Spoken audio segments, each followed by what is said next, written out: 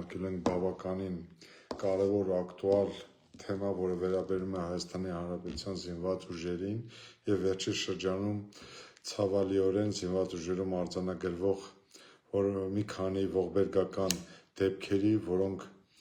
ավարտվել են մահվան ելքով, տարիների մասնագիտական աշխատանքը, գործունեությունը, զինված ուժերի բազմաթիվ զինծառայողների իրավունքների պաշտպանությամբ զբաղվելու, զինված ուժերի հիմնախնդիրներին մոտիկից ծանոթանալու իմ փորձից ելնելով, ես որոշակիորեն նաև ակադեմիական համատեքստում ինձ համար առաջին հերթին կուտակել եմ գիտելիքներ, նաև փորձառություն, որոնք փորձում եմ ժամանակի ընթացքում ըստ անհրաժեշտաբար կիրառել, օգտագործել զինված ուժերի, զինծառայողների իրավունքների պաշտպանության ոլորտում։ Ես էլ որպես Հայաստանի Հանրապետության շարքային քաղաքացի բավականին բուռն եմ արձագանքում զինված ուժերում մահվան ելքերով որևէ իրադարձությանը։ Այսօր առավոտյան էլ մենք լսեցինք հերթական բոթը, որ զինծառայցի կողմից արձակված կրակոցից սպանվել է Հայաստանի Հանրապետության զինված ուժերի ենթադրաբար պարտադիր ժամկետային զինծառայող, եւ իմ պարտքս համարում այսօր ձեզ հետ կիսվել մի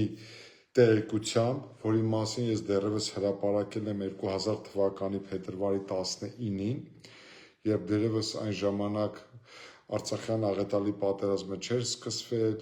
երբ դեռևս մեր պետությունը, մեր զինված ուժերը բոլորովին այլ իրավիճակում էր, այլ իրադրություններ եւ ըստ էության, բայց սակայն 2020 թվականի փետրվար ամսին եւ ընդհանրապես 2020 թվականի հունվարից սկսած սկսվել են զինված ուժերում կրկին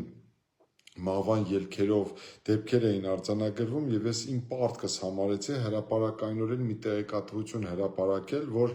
փակ նամակ եմ ուղարկել վարչապետ Նիկոլ Փաշինյանին զինված ուժերում տեղի ունեցող մահվան ելքերով դեպքերի հնարավոր պատճառների, զինված ուժերում տիրող բարքերի, ոչ ֆորմալ ինստիտուտների, հանցավոր բարքերի, այսպես ասած ոչ կանոնադրական հարաբերությունների հաղթահարմանը միտված։ Հաշվի առնելով ստեղծված իրավիճակը, նկատի ունենալով, որ Հայաստանի Հանրապետության զինված ուժերում վերջին շրջանում իսկապես տեղի են ունենում ողբերգական իրադարձություններ, սիրելի բարեկամներ, ես հարկ եմ համարում հենց այսօր հրապարակել այդ նամակի որոշ տվյալներ, տեղեկություններ բովանդակային առումով, որովհետև այդ նամակում կան որոշ տեղեկություններ, որոնք կարող են աղերսվել պետական եւ ծառայողական գաղտնիքի հետ, ուստի դրանք ես անհրաժեշտությունից ելնելով նույնիսկ եւ օրենսդրության արգելքի պայմաններում չեմ կարող հրապարակել, բայց այնուամենայնիվ ես կուզենամ, որ դուք ծանոթ լինեք, թե 6 տարի առաջ ես ինչ եմ առաջարկել գործող իշխանությանը, ընդ որում փաստաթղթով գրավոր ուղարկել եմ Հայաստանի Հանրապետության կառավարություն, ուղղված Հայաստանի Հանրապետության վարչապետին։ Եվ ես ցավով պետք է արձանագրեմ, եթե ականջալուր լինեին, մանրակրկիտ ուսումնասիրեին ներկայացված առաջարկները, փորձեին նույնիսկ մասնագիտական քննարկում կազմակերպել, փորձ արվեր նաև այլ կողմնակի անձանց աչքով գնահատել ներկայացված առաջարկությունները,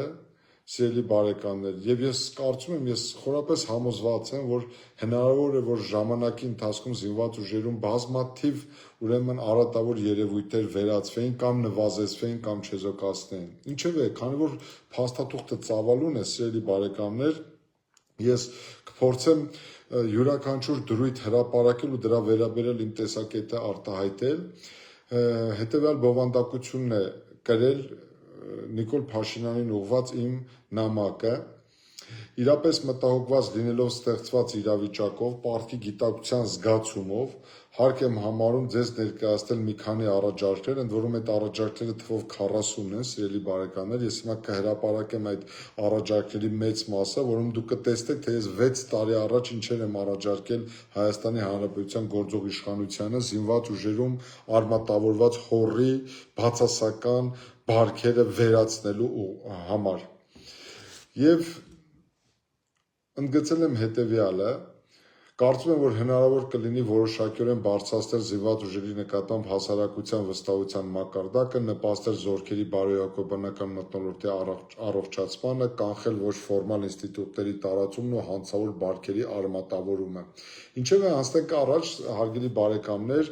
իմ փակ նամակը ուղղված Հայաստանի Հանրապետության վարչապետին ենթավերնագրեր է գրել եւ առաջին վերնագիրը ունի հետեւյալ անվանումը զինված ուժերի հետագա զարգացման ուղղված մի քանի առաջարկներ,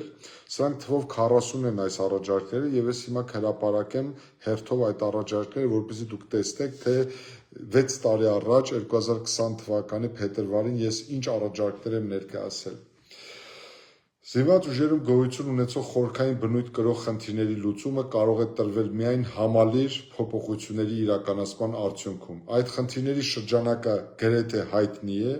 եւ ունի առանցքային մի քանի ուղղվածություն։ Առաջին, բանակում դեռևս ամբողջությամբ հաղթահարված չէ անպատժելիության մթնոլորտը եւ ՀՀ օրենսդրությունը կիրառվում է ընտրովիաբար եւ հայեցողական մակարդակով։ Ցավով պետք է արձանագրենք, սիրելի բարեկամներ, որ շատ բան չի փոխվել։ 6 տարի առաջ էլ նույն ընտրովիություններ կիրառվում, հիմա էլ շատ դեպքերում կրկին մենք նույն հորի բարքերի հետ ականատես ենք։ Երկրորդ, իրականացվում է սխալ կադրային քաղաքականություն, բազմաթիվ ունակ սպաներ տարիներ շարունակ դուրս են մնում ուշադրության կենտրոնից, առաջխաղացման ցուցակներից եւ շարունակում են մնալ ստվերում։ Ես այս կետի կապակցությամբ ես հիմա էլ ուզում եմ բարձրաձայն արտահայտել, սիրելի բարեկամներ, որ Հայաստանի Հանրապետության զինված ուժերի աքիլեսաշան գարշապարը սխալ կադրային քաղաքականությունն է։ Մենք չունենք, այդպես էլ այս տարիների ընթացքում ցավոք սրտի չկարողացանք ձևավորել ինտելեկտուալ սպայական վերնախավ։ Ես ձեզ հավաստիացնում եմ, սպայական վերնախավի կայացումամբ է պայմանավորված բացառապես մեր զինված ուժերի զարգացումը եւ հենց այստեղ սպաների ոչ պրոֆեսիոնալ եւ ճիշտ կադրային քաղաքականության բացակայության պատճառն է, որ մենք գործ ունենք այսպիսի ողբերգական դեպքերի։ Երրորդ, վտանգված է զինծառայողների կյանքի իրավունքը։ Ամբողջությամբ չեն գործում զինված ուժերի ներքին ծառայության կանոնագիրքը հաստատելու մասին Հայաստանի Հանրապետության օրենքի, ինչպես նաև Հայաստանի Հանրապետության զինված ուժերի կարգապահական կանոնակարգ օրենքի դրույթների պահանջները։ Հայաստանի Հանրապետության օրենսդրությամբ սահմանված բողոքարկման ինստիտուտը չի կայացել եւ չի կայանում զինված ուժերում։ Այս մասին ես նշել եմ դեռևս վարչապետին, դիմել եմ, ուղարկել եմ փակ նամակով 2020 թվականին։ Չորրորդ, իսպառ բացակայում է մարդու որպես բարձրագույն արժեքի նկատմամբ սրտացավություն ու հարգանքը։ Հինգերորդ, զինված ուժերը դեռևս ամբողջությամբ ձերբազատված չեն կոռուպցիայից։ Ես հիմա էլ նույն պնդումները անում եմ, իդեպ սիրելի բարեկամներ։ 6-րդ, զինված ուժերում հովանավորչությունը, սոցիալական անարդարությունը խարխլում է կանոնադրական հարաբերություններն ու բանակի հիմքերը, սպաների եւ զինվորների միջև, խնդրում եմ ուշադրություն, սպաների եւ զինվորների միջև գերիշխում է վստահության ճգնաժամը։ 7-րդ, բանակը փակ համակարգ է, որտեղ գերիշխում են, ցավալիորեն գերիշխում են գողական եւ ոչ ֆորմալ բարքերը, կանոնադրական հարաբերությունները ստորադասված են չգրված ֆորմալ ինստիտուտներին ու անառողջ արժեքային համակարգին։ 8-րդ, հետաքննության եւ նախաքննություն իրականացնող մարմինները հրամանատարության հետ միասին կոծկում են հանցագործությունները եւ իրական հանցագործներին կամ լիարժեքորեն չեն բացահայտում անհրաժեշտ պրոֆեսիոնալ ունակությունների բացակայության կամ հանցավոր անփութության պատճառով։ Եվ 9-րդ, պաշտպանության նախարարության եւ զինված ուժերի ղեկավար կազմը լիարժեքորեն չեն տիրապետում իրավիճակին, բանակը ղեկավարվում է իներցիոն ուժով։ Ահա այս 9 ախտորոշումներն եմ ես ներկայացրել գործող իշխանության, գործադիր իշխանության ղեկավարին դեռևս 6.5 տարի առաջ փակ նամակի տեսքով։ Եվ ինչ եմ առաջարկել հանցավոր բարքերի վերացման ուղիների մասին։ Ես ինչ եմ առաջարկել։ Հիմա հրապարակում եմ իմ առաջարկները, սիրելի բարեկամներ, խնդրում եմ ձեզանից յուրաքանչյուրը թող կարող է ինքը իրենով հետևությունների գա եւ համապատասխան եզրակացություններ անել։ Տարիների մասնագիտական աշխատանքն ինձ բերել է այն համոզմանը, որ զինված ուժերում հանցագործությունների ճնշող մեծամասնության պատճառը ոչ ֆորմալ ինստիտուտների գերիշխումն է։ Այդ հանցագործությունների հիմքում հիմնականում առկա են դեռևս գոյություն ունեցող այն հանցավոր արժեքները, որոնք ցավալիորեն հասարակությունից ներթափանցել են բանակ։ Զինված ուժերում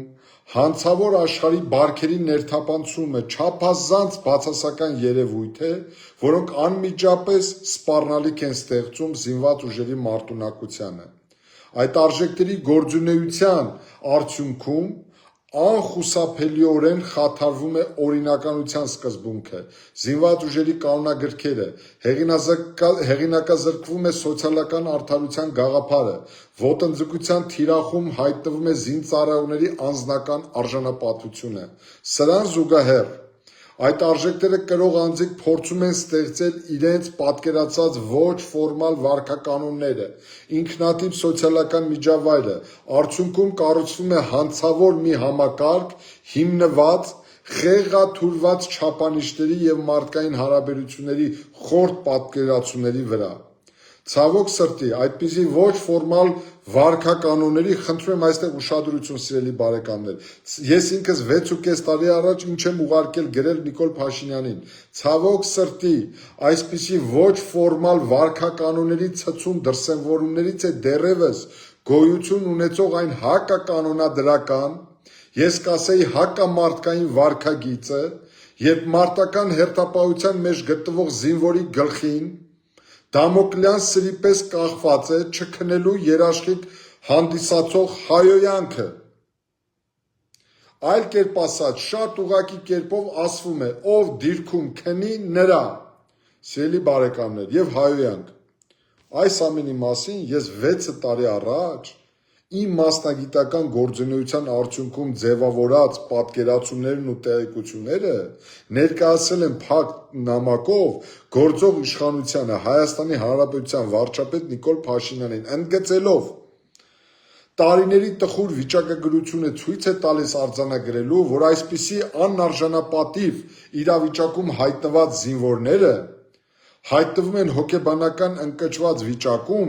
եւ առհասարակ զինծառայողների միջև փոխադարձ հայոյանքները երբեմն ավարտվում են կամ ինքնասպանությամբ, կամ սպանությամբ։ Ում համար պարզ չէ, որ նման հայոյանքի պայմաններում հաշվի առնելով մեր ազգային առանձնահատկությունները, մեր երիտասարդության տաքարյունությունը, զգայունությունը, իրենց ծնողների նկատմամբ նման հայոյանքների առկայությունը ում համար պարզ չի, որ դա կարող է եւ բերում է ողբերգական հետևանքների։ Այս տարվա հունվար ամսին էլ նման ողբերգական դեպք արձանագրվեց, երբ մի քանի ամիս զորակոչված զինծառայողի նոր կյանքը զրկվեց էլի նման առերևույթ տխրահռչակ պատճառով։ Ես կարծում եմ, որ 6.5 տարիները բավարար էր զինված ուժերում իրականացնել այնպիսի խորքային բարեփոխումներ, որը հնարավորություն կտան արմատախիլ անել զինված ուժերում այդ բացասական եւ իրոք տխրահռչակ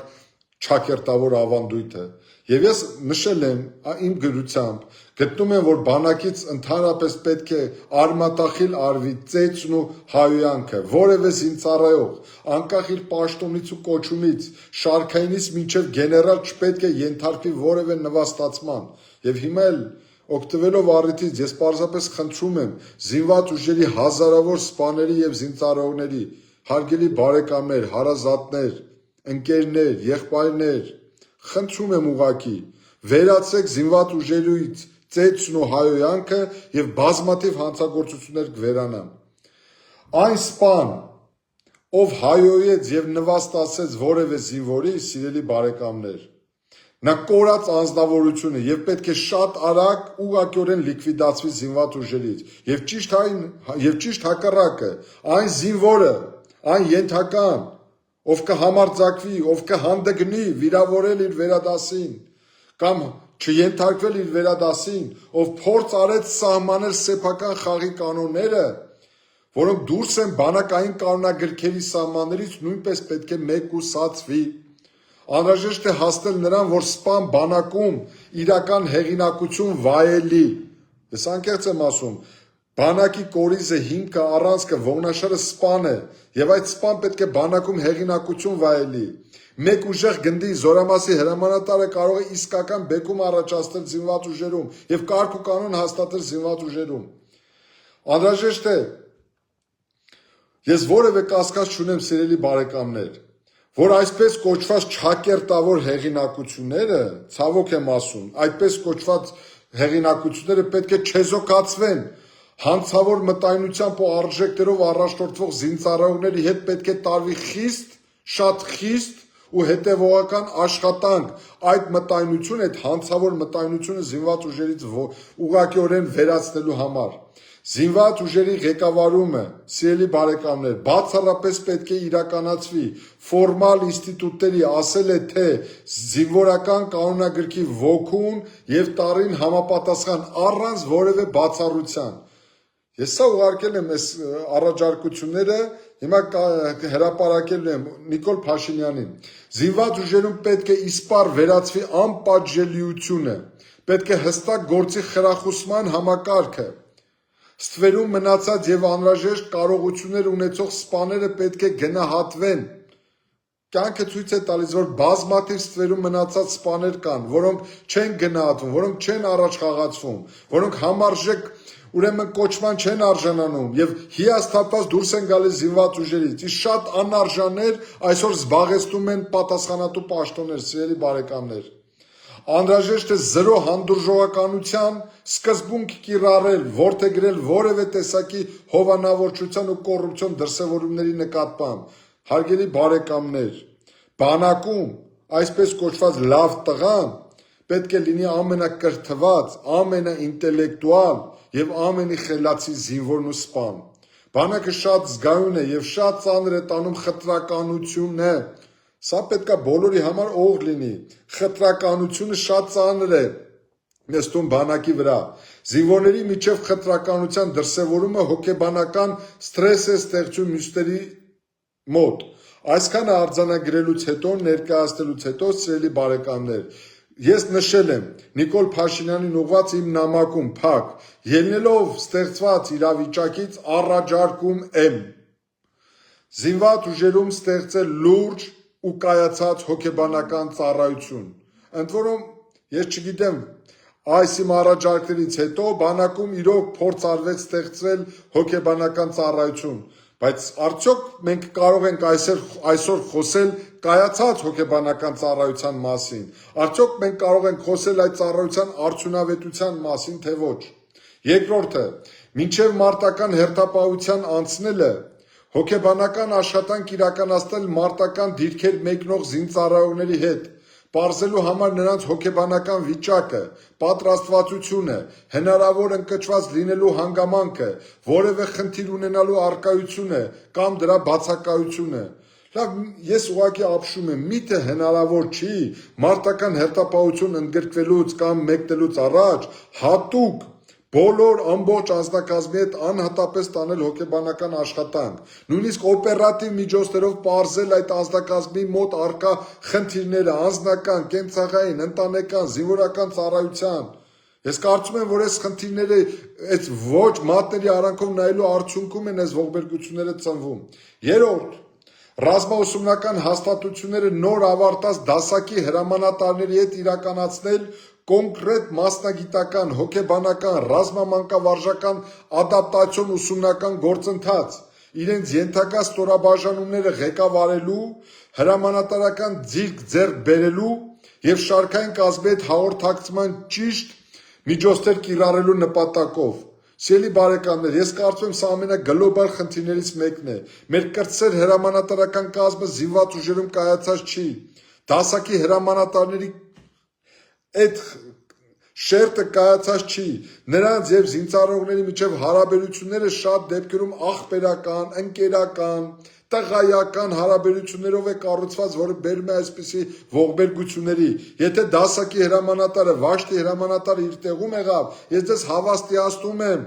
զինծառայողների միջև հարաբերությունները շատ ավելի առողջ է լինելու, ըստ ստորադասության է լինելու, ըստ ծառայողական բնույթի է լինելու։ Հաջորդը, ուղղակի առաջարկել եմ գործող իշխանությանը ուղղակի կայացնել սերժանտական ինստիտուտը։ Սերժանտները պետք է կրեն իրենց վրա շարքային կազմի անմիջական ղեկավարման բեռը, հիմնված բացառապես զինվորական կանոնագրքերի եւ իրավանորմերի վրա։ Զինված ուժերի ղեկավարությունը պետք է հնարավոր ամեն ինչ անի քաջալերելու սերժանտական կազմին։ 5. Իսպառ վերացնել սոցիալական անարդարության մթնոլորտը, որևէ մեկի համար, որևէ մեկի բարեկամը, ծանոթը, ընկերոջ եւ գեներալի որդին կամ գեներալի ընկերոջ որդին չպետք է ունենա առավելություն որևէ զինվորի նկատմամբ, սիրելի բարեկամներ։ 6. Զինծառայողների խրախուսման համակարգում առավելագույնս ապահովել արդարության գաղափարը բացառելով որևէ խտրական մոտեցում։ 7. Խորքային ուսումնասիրության ենթարկել զորքերում վերակարգերի ընդգրկման մեթոդաբանությունը։ Թվում է, թե ինչ-որ գեղեցիկ ձևակերպված նախադասություն է, միտք է, բայց ձեզ հավաստիացնում եմ, հենց այդ վերակարգերում ընդգրկվող անձնակազմի ճիշտ ընտրությունն է կարող է չեզոքացնել բազմաթիվ հանցագործություններ։ Խելոք երեխեքին բռնում են, օրը մեջ նշանակում են վերակարգերի, սիրելի բարեկամներ, արդյունքում էլի անարդարության մթնոլորտն է գերիշխում, եւ այսպես կոչված շուստրիները դուրս են մնում վերակարգերում ընդգրկվելուց, մարդական հերթապահության մեջ ընդգրկվելուց, նրանց փոխարեն այլ խեղճերն ու խելոքներն են ընդգրկվում մարդական հերթապահության, իսկ այստեղ սպաների դերն ու առաքելությունը շատ կարևոր է, եթե չասեմ առանցքային է։ Հաջորդը, բոլոր զորամասերի այսպես կոչված, խնդրում եմ ուշադրություն դարձնել, բոլոր զորամասերի այսպես կոչված հեղինակություններին, այդ լավ տղա ասվածներին, իհարկե Վազգեն Սարգսյանի ժամանակ նման փորձ արվել է, բայց հիմա ժամանակները փոխվել են, հնարավոր է, որ նորից նույն մեթոդը կիրառել ու այլ արդյունքի հասնել պոզիտիվ առումով։ Բոլոր զորամասերի այսպես կոչված հեղինակություններին ճակերտավոր, ժամանակավորապես տեղափոխել ռազմական ոստիկանության ենթակայության տակ գործող զորամասեր, նրանց հետ իրականացնել անհատական, հոգեբանական, մանկավարժական աշխատանք եւ արդյունքների հիման վրա ընդունել համապատասխան որոշումներ։ Լավ դժվար էր 6-7 տարիների ընթացքում ականջալուր լինել ներկայացված առաջարկներին ու փորձել նույնիսկ հղկել, շտկել, ուղղել, խմբագրել այս առաջարկները եւ իրականացնել համապատասխան աշխատանք։ Հաջորդը քննության առնել զինված ուժերում այսպես կոչված հեղինակություններին, ուշադրություն դարձրեք, ես ինչ եմ առաջարկել, քննության առնել զինված ուժերում այսպես կոչված հեղինակություններին, հենց այդ հիմքով քրեական պատասխանատվության ենթարկելու նպատակով Հայաստանի Հանրապետության քրեական օրենսգրքում համապատասխան փոփոխություն եւ լրացում իրականացնելու հնարավորության հարցը, որովհետեւ ինչ է ստացվում, մի կիսագրագետ, որը կարող է տարբեր սոցիալական միջավայրերում տարբեր գաղափարներով համեմված ու այդ գաղափարների ազդեցության տակ փորձի հակականոնադրական իր կամքը թելադրել ամբողջ անձնակազմին, փաստորեն չկա որևէ իրական լծակ այդ անձի վարքագիծը պատշաճ դարձնելու համար։ Հետևաբար կարծում եմ հնարավոր է քննարկել նաև այդ կոնտինգենտին քրեական պատասխանատվության ենթարկելու միջոցով լիկվիդացնելու հարցը։ Հաջորդը ստեղծել ու կայացնել ժամանակակից սպայի ու հրամանատարի կերպար։ Այդ նպատակով ես դեռևս 2020 թվականին ինչ եմ առաջարկել գործող վարչապետին 2020-2022 թվականների ընթացքում իրականացնել կադրային լրջագույն բարեփոխումներ հրամանատարական միջին ու բարձրագույն օղակներում։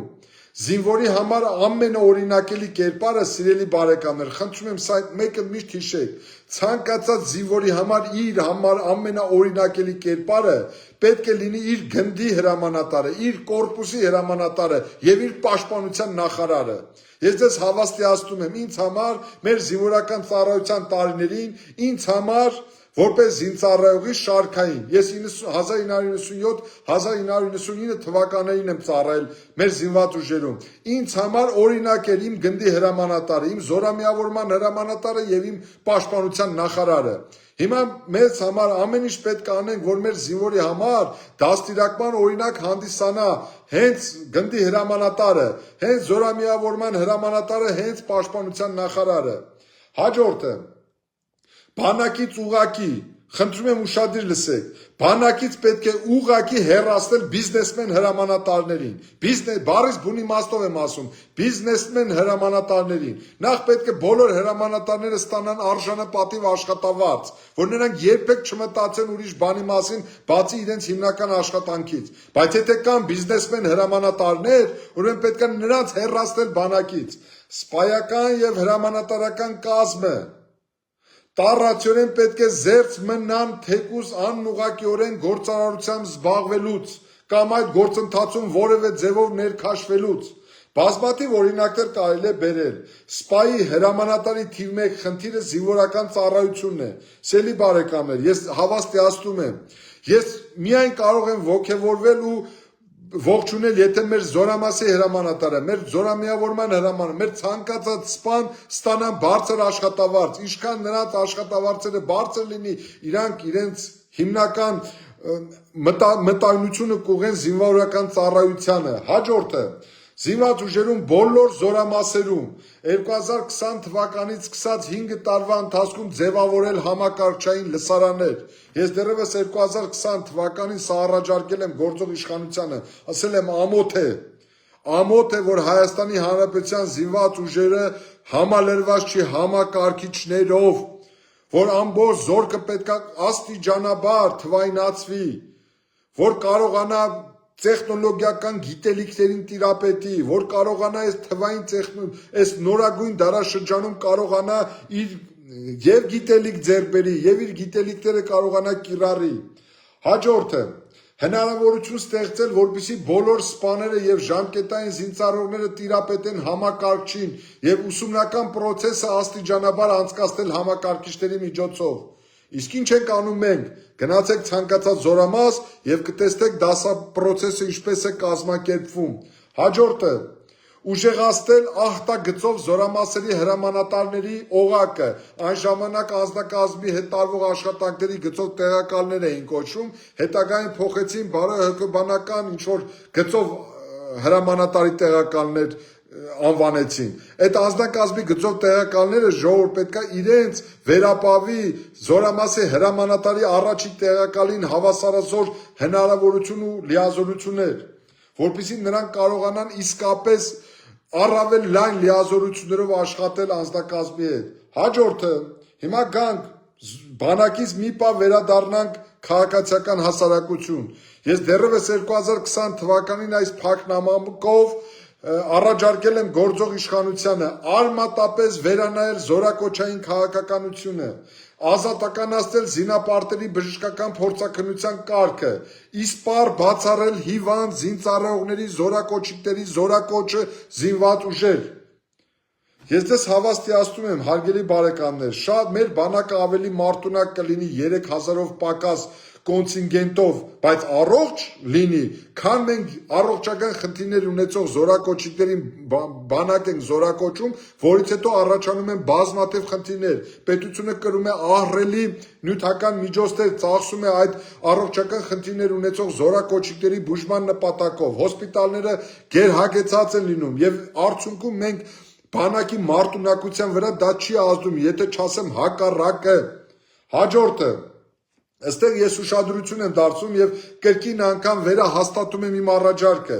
Ես դեռևս 20 թվականին առաջարկել եմ բոլոր զորամասերին կից ստեղծել ծնողական խորհուրդներ։ Ի վերջո, եթե մենք չենք կարողանում այս երեխեքի վրա 18-ից 20 տարեկան, անհրաժեշտ է ծնողական խորհուրդներ ստեղծել, ծնողներին ինչ-որ չափով ներգրավել զորամասերում տիրող վիճակը չեզոքացնելու, հաղթահարելու համար։ Ծնողների ներգրավումը նման խորհուրդներում վստահաբար ավելի բարի, ավելի հանդուրժող մթնոլորտ կստեղծի զորամասերում։ Ծնողական խորհուրդերի հիմնական առաքելությունը պետք է միտված լինի օգնելու հրամանատարական կազմին, զորքերում բարոյահոգեբանական դրական մթնոլորտ ապահովելու գործում,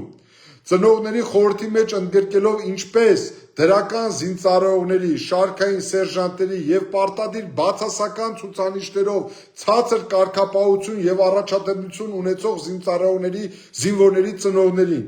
այսինքն և դրական կերպար ունեցող զինծառայողների ծնողները պետք է ընդգրկվեն այդ խորհրդում և բացասական, քանզի շատ դեպքերում 18 տարի լրացած պատանիների մոտ ձևավորվում է անձնական ինքնապատասխանատվություն, իսկ շատ դեպքերում երեխաների մոտ ստեղծված խնդիրների համար պատասխանատու են հենց ծնողները։ Նման խորհուրդը հնարավորություն կտա ապահովել դրականի և բացասականի վառ տարբերությունը։ Ես հիմա էլ պնդում եմ այս առաջարկությունը, սիրելի բարեկամներ։ Հաջորդ առաջարկությունը, որ ներկայացրել եմ Նիկոլ Փաշինյանին, զինված ուժերում ներդնել զինվորական ծառայության վայրի ռոտացիոն համակարգ։ Յուրաքանչյուր զինվոր առնվազն 1 տարի պետք է պարտադիր ծառայություն անցկացնի հենակետային զորամասում, իրականացնելով մարտական հերթապահություն։ Այսինքն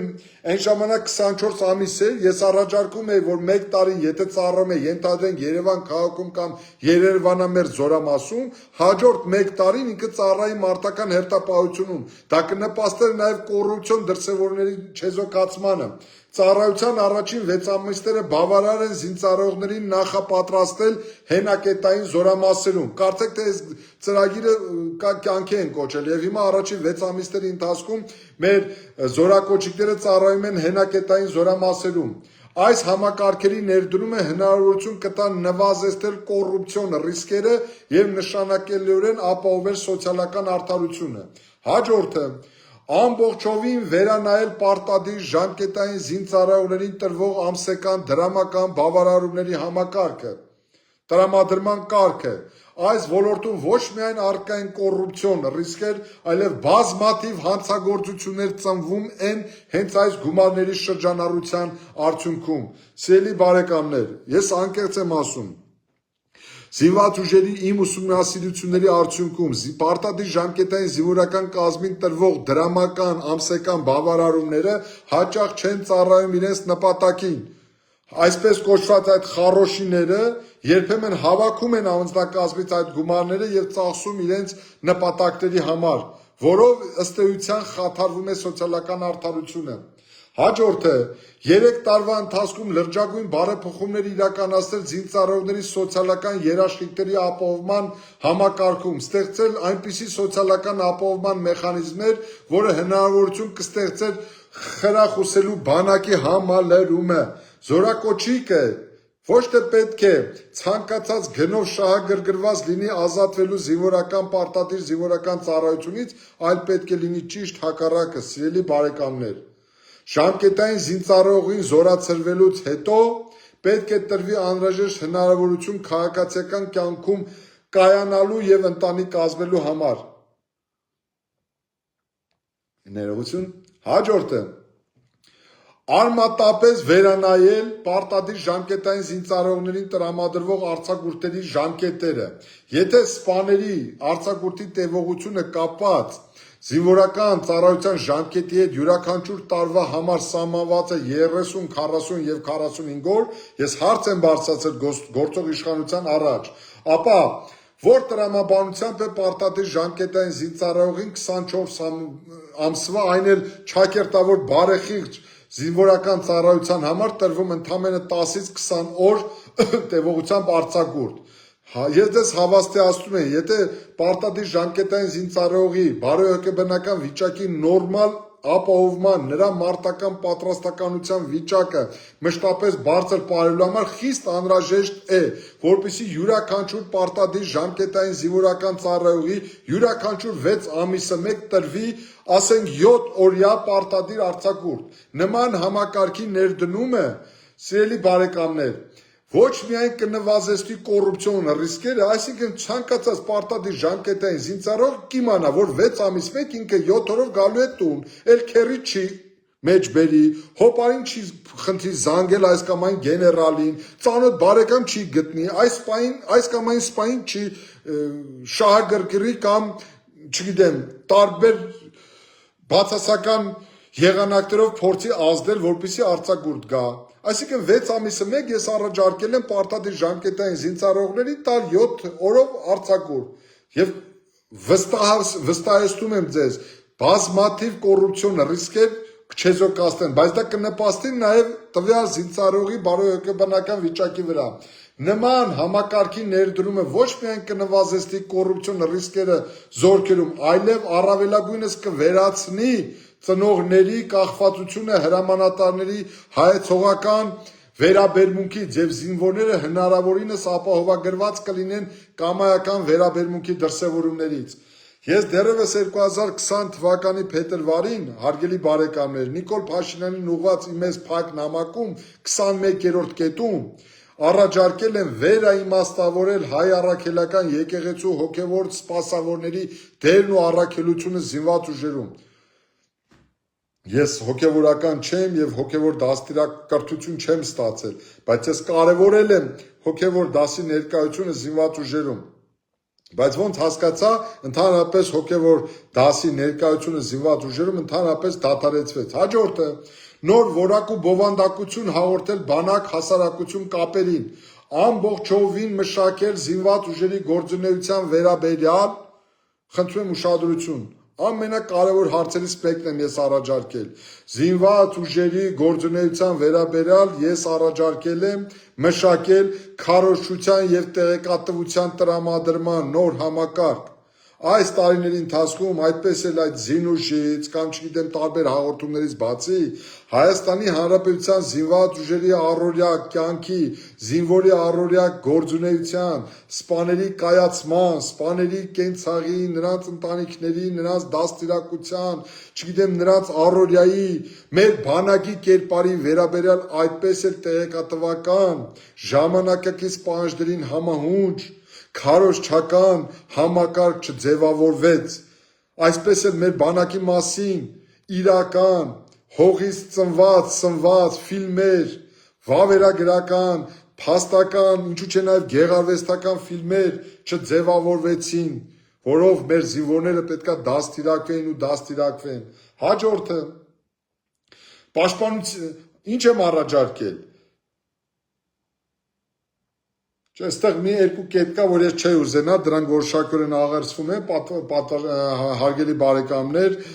աղերսվում են մեր պետական եւ ծառայական գաղտնիքի հետ, ես չէի ուզենա դրանց մասին խոսել։ Ինչ եմ առաջարկել պաշտպանության համակարգում եւ ընդհանրապես զինված ուժերում։ Ես նույնիսկ դրա մասին 2017 թվականին հրապարակել է գիտական հոդված ուսումնասիրելով Շվեյցարիայի, Գերմանիայի, եվրոպական տարբեր երկրների փորձերը, ես առաջարկել էի զինված ուժերում ներդնել ռազմական օմբուդսմենի ինստիտուտը։ Ես հիմա էլ մնում եմ այդ կարծիքին, որ Հայաստանի Հանրապետությունում անհրաժեշտ է ստեղծել զինված ուժերի ռազմական օմբուդսմենի ինստիտուտ։ Դա բավականին ծավալուն, սիրելի բարեկամներ, ակադեմիական մակարդակով հրապարակվող տեքստը ես չեմ ուզենա ձեզ ծանրաբեռնել, ես քիչ հետո այս տեքստը հնարավորության սահմաններում ամբողջությամբ հրապարակելու եմ եւ դուք կարող եք մանրամասն ծանոթանալ իմ առաջարկություններին։ Եվ ինչ եմ առաջարկել նաեւ հաջորդը ես գործող վարչապետին 2020 թվականի փետրվարին առաջարկել եմ ստեղծել որակապես նոր ազգային ռազմակրթական համակարգ, որում մանրամասն նշել եմ հետևյալը. ռազմական անվտանգության ապահովման ազգային երաշխիքը մարտունակ արդիական սպառազինությամբ զինված մարտական ու բարոյահոգեբանական բարձր պատրաստվածությամբ Հայաստանի Հանրապետության ինքնիշխանությունն ու տարածքային ամբողջականությունը պաշտպանելու ունակ ռազմական անվտանգության սպառնալիքների կանխման ու չեզոքացմանը պատրաստ զինված ուժերն են։ Գաղտնիք չէ, որ զինված ուժերի կորիզը կազմում են սպայական ու ենթասպայական կազմը, առանց ինտելեկտուալ եւ բարձր որակավորում ունեցող սպայական կազմի ապահովման հնարավոր չի լինի կայացնել մարտունակ եւ իր առջեւ դրված խնդիրները լուծելուն ունակ զինված ուժեր։ Զինված ուժերի 2018-2024 թվականների արդենականացման ծրագրի համաձայն նախատեսվում է Վազգեն Սարգսյանի անվան ռազմական համալսարանի հիմքի վրա ստեղծել արդիական ենթակառուցվածքներով եւ ուսումնական ծրագրերով համալրված մեկ միասնական ռազմական համալսարան։ Հարգելի բարեկամներ, ես այստեղ նշել եմ մեր դիմորդների քանակի վերաբերյալ, ներողություն եմ խնդրում, մեր դիմորդների քանակի վերաբերյալ, արտերկրում սովորող դիմորդների ըստ պետությունների թվականակի վերաբերյալ որոշակի տվյալներ, ես ներողություն եմ խնդրում, դրանք չեմ կարող այս պահին հրապարակել, դրանք ամենայն հավանականությամբ դասված են պետական եւ ծառայական գաղտնի տեղեկությունների շարքին, ներողություն եմ խնդրում, բայց ես ձեզ հավաստիացնում եմ մանրակրկիտ ուսումնասիրության արդյունքում ես սա փակ նամակով ուղարկել եմ գործող վարչապետին, կներեք ես սրանք չեմ հրապարակում եւ ընդգծել եմ հետեւյալը, ընդգծել եմ դեռևս 2020 թվականի փետրվարի 20-ին, որ այս համատեքստում տարածաշրջանում առկա հակամարտությունների ու կոնֆլիկտների բնույթը Հայաստանի պարտադրված պատերազմի մեջ ներքաշելու հավանականությունը, Հայաստանի պաշտպանական ու ռազմավարական անվտանգության հուսալի ապահովման հանգամանքը ստիպում են ստեղծել այնպիսի ազգային ռազմակրթական համակարգ, որը կկրթի զինվորական այն վերնախավը, որը մի կողմից կդառնա զինված ուժերի միջուկը, ապահովելով նրա անշեղ ու բնականոն զարգացումը, մյուս կողմից անհրաժեշտ պահին կդառնա այն լոկոմոտիվը, որը կլուծի Հայաստանի եւ հայ ժողովրդի ազգային խնդիրները, ապահովելով նրա անվտանգ ու հարատև գոյակցությունն իր ամբողջական հայրենիքում։ Սիրելի բարեկամներ, նույն փակ նամակում ես առաջարկել եմ ներդնել նաեւ երկու բանակի մոդելը, որը ես գիտական հոդված էի հրապարակել այդ մասին դեռևս 2017 թվականին, որում ես ընդգծել է այն գաղափարը, որ Հայաստանի Հանրապետությունում անհրաժեշտ է ստեղծել երկու բանակի մոդելով զինված ուժեր, դա առաջի բանակը գործող բանակն է, պարտադիր ժամկետային զինվորական ծառայությունը, որը աստիճանաբար պետք է խարսխել պրոֆեսիոնալ բանակով եւ աստիճանաբար մեր վերջնական նպատակը պետք է լինի պրոֆեսիոնալ բանակի անցմանը, եւ իսկ մյուս բանակը դա այսպես պատկերավոր ասած մեր պահեստազորային բանակն է, որը պետք է ժամանակ առ ժամանակ հզորացվի, մարտական պատրաստականության մակարդակը բարձրացվի եւ ձևավորվի իսկապես արդի պահանջներին համապատասխան մարտունակ պահեստազորային բանակ, հաշվի առնելով այն հանգամանքը, որ մեր պահեստազորային բանակի թվակազմը օբյեկտիվորեն ավելին է, քան պարտադիր ժամկետային զինվորական ծառայության գործող բանակը։ Եվ որպես վերջաբան գործող վարչապետին նշել է հետևյալը, որ հեռու եմ այն մտքից, որ ներկայացված առաջարկություններն անթերի են եւ չունեն հղկման, ուղղման եւ լրացման անհրաժեշտություն, բնականաբար ներկայացված առաջարկությունները ենթակա են փորձագիտական մշակման համալիր ուսումնասիրման, որի արդյունքում վստահ եմ, որ հնարավոր կլինի ձևավորել զինված ուժերի պահանջներին համահունչ ծրագրեր ու կյանքի կոչել։ Եվ վերջում բարի ծառայություն եմ ցանկանում զինված ուժերի ողջ անձնակազմին եւ խաղաղություն մեր երկրին։ Ահա, հարգելի բարեկամներ, ես դեռևս 6.5 տարի առաջ 2020 թվականի փետրվարի 19-ին այսպիսի փակ նամակ եմ ուղարկել գործող վարչապետին, իմ մտահոգություն ու տագնապը բարձրացնելով Հայաստանի Հանրապետության զինված ուժերում տիրող հոռի բարքերի, գողական բարքերի, հանցավոր բարքերի վերացմանը մասին եւ խնդրել եմ, առաջարկել եմ իմ կողմից վերը նշված առաջարկությունները, գաղափարները կյանքի կոչել, ակնկալելով, որ դրանք կնպաստեն մեր զինված ուժերում տիրող իմ նշած բարքերը վերացնելու համար։ Ես ամբողջությամբ վերահաստատում եմ սիրելի բարեկամների իմ առաջարկները։ Ես գտնում եմ, որ այդ առումով մենք 6.5 տարի կորցրել ենք։ Իհարկե զինված ուժերում ինչ-որ գործընթացներ տեղի են ունենում, զինված ուժերին հատկացվող գումարների ծավալները մեծացել է, մեր ռազմական բյուջեն ավելացել է, բայց գիտեք ինչ,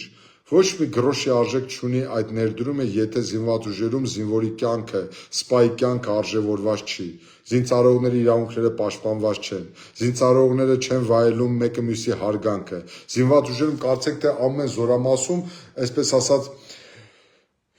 պայթուն է հասունանում ու մի օր պայթում է։ Անմենից առաջ զինված ուժերում պետք է ոչ թե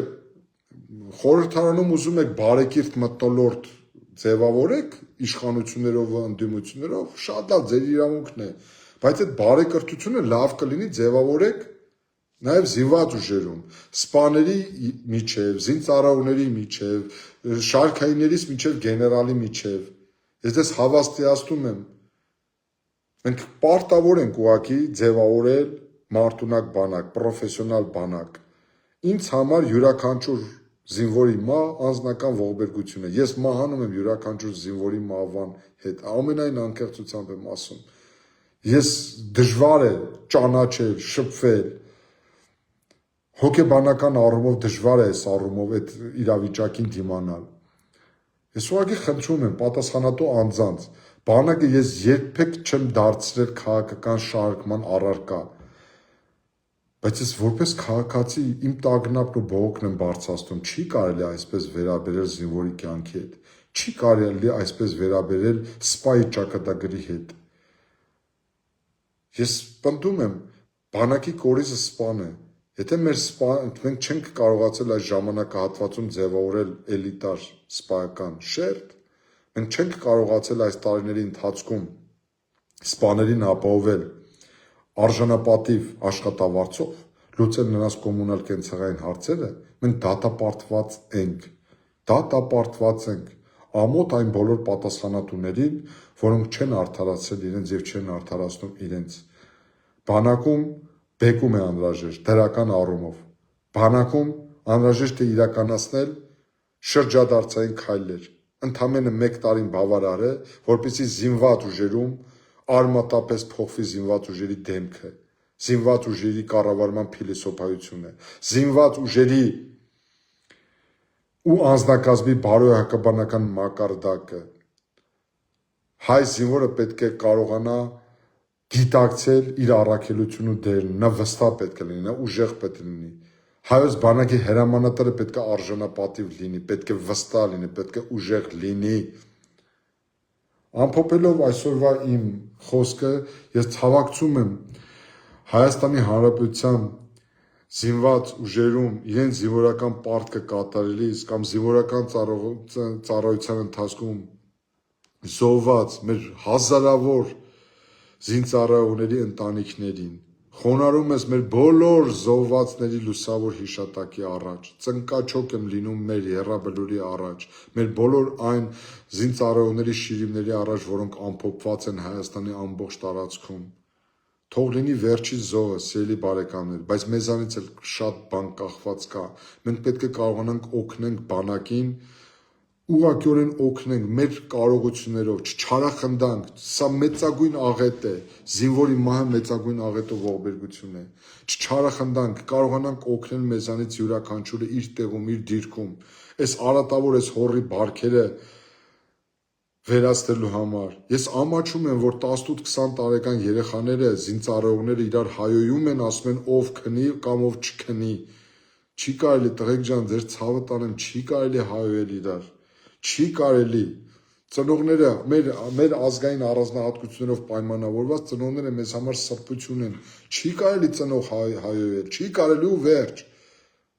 Ես խնդրում եմ իմ այս տեսանյութը տարածեք հնարավորինս շատ, սիրելի բարեկամներ, թող հասնի բոլոր զինծառայողներին, թող հասնի բոլոր հրամանատարներին։ Ես ինքս պատրաստ եմ իմ հնարավորությունների սահմաններում ցանկացած զինծառայողների հետ հանդիպելուց խոսել այս մասին, քարոզել, խրատել, դաս տալ, չգիտեմ ինչ անել։ Ժողովուրդ ջան, ես հավաստիացնում եմ ձեզանից յուրաքանչյուրը այսօր զինվորի մահվան բոդ լսելով ինքը մահանում է։ Եթե ինքը իհարկե սրիկա չի։ Ես կարծում եմ ցանկացած գիտակից մարդ մեռնում է, երբ լսում է զինվորի մահվան մասին։ Հետևաբար իմ խնդրանքս, եկեք փրկենք մեր բանակը, այս չարիքից փրկենք մեր բանակը։ Ես անկեղծ եմ ասում, ինձ համար ոչ մի այստեղ իշխանություն, ընդդիմություն, քաղաքական համակրանք, քաղաքական հակակրանք գոյություն չունի։ Ես խնդրում եմ, ես նաև որպես զինվորի ծնող, իմ տղաս էլ այսօր համապատասխան զինվորական պատրաստություն է անցնում ու պետքա զորակոչվի շուտով զինված ուժեր։ Ես խնդրում եմ ձեզ, եկեք ամեն ինչ մեզնից սկսենք, ամեն մեկը իր տեղում, իր դերում, եթե փորձի օգտակար լինել մեր բանակին, փորձի որևէ չարիք չեզոքացնի, ես կարծում եմ կշահենք բոլորս, կհաղթենք բոլորս, կնպաստենք մեր երեխաների անվտանգության ապահովմանը։ Հարգանքներս ձեզ, շնորհակալություն ուշադրության համար, հնարավորության դեպքում խնդրում եմ տարածեք այս տեսանյութը, բարին ընդ ձեզ, առաջիկայում հնարավորություն կլինի ելի կհանդիպենք այս ձևաչափով տարբեր այլ առիթներով, հարգանքներս ձեզ, լավ եղեք, բարի գիշեր ձեզ, խաղաղություն մեր երկրին եւ խոնարհումս մեր զոհված զինծառայողների լուսավոր հիշատակի առաջ ու փառք այս պահին մարտական հերթապահություն իրականացնող ու սահմանում կանգնած մեր ամբողջ զինվորական անձնակազմին ու փառք հայոց բանակին, հարգանքներս ձեզ սիրելի բարեկամներ։